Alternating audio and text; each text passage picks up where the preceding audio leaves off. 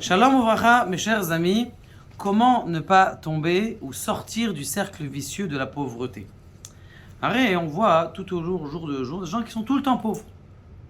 La roue, elle ne peut pas tourner un peu pour les pauvres, ces gens-là. Ils sont tout le temps dans leur petitesse, tout le temps dans leur pauvreté.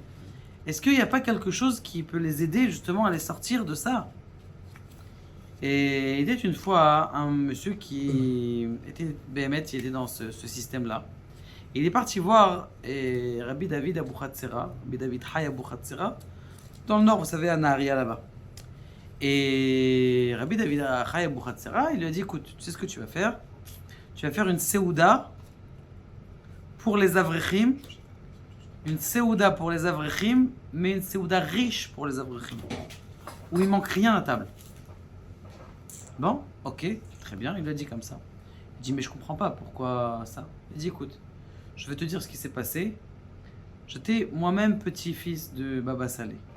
Lorsque j'étais chez Baba Saleh, ce qui s'est passé, c'est que toutes les semaines, il envoyait de l'argent, une grande somme d'argent, pour un kollel qui avait à Netivot, pour faire une séouda où il manque rien. Quand il vous dit que je ne manque rien, c'est une séouda pour 10 avrechim, je ne donne pas 4 ou 5 000 shekels. Tu donnes une petite séouda, tu veux faire une séouda à 500 shekels, tu as fini une séouda pour les avrechim. Non. Il fallait que ce soit une séouda qui soit riche. Alors je ne comprenais pas. C'est possible qu'il fasse ça alors qu'il y a tellement de pauvres. Pourquoi est-ce que ces 5 000 shekels, tu donnes à un groupe d'avrechim? Il a dit, alors il est parti demander à son père, Baba Meir. Et son père, il lui a dit, je vais t'expliquer ce que c'est.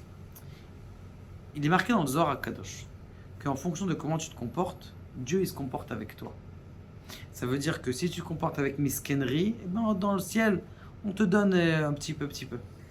Alors que si tu te comportes avec grandeur, HaKadosh Baruch Hu, il te donne aussi avec largesse. Et il dit, ce qui se passe, c'est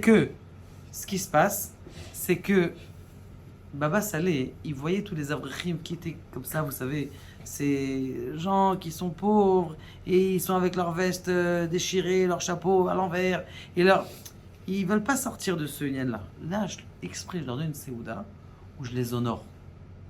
Quand ils savent, ils veulent sortir de la tête, ils disent, mais attends, je peux manger du saumon, je peux manger du damrout, je peux manger des choses qui sont meilleures, je suis respectable, et respecté et respectable.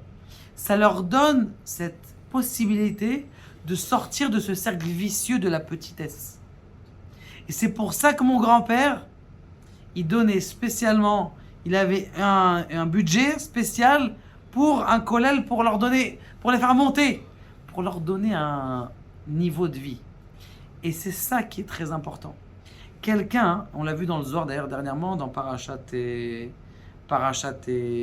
Devarim, que si quelqu'un, eh bien, il a des grands idéaux, HaKadosh Baruch Hu, en fin de compte, il va l'attirer vers ces idéaux-là. Mais si quelqu'un il reste dans sa petitesse, il va rester toute sa vie petit. Et donc c'est pour ça qu'il est très important des fois aussi de se comporter avec richesse, même si on va dire que t'as pas.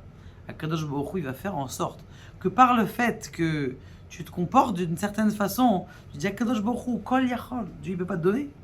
S'il peut donner trop d'argent, il y a des footballeurs, ils ont trop d'argent, ils savent pas quoi faire avec.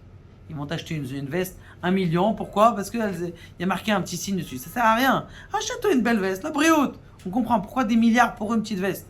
L'autre il a acheté une peau de banane avec comment on appelle ça, un scotch dessus, il a payé ça à 2 millions de dollars. Il faut être débile quand même, je sais pas. Et là, que c'est de sentir sa richesse.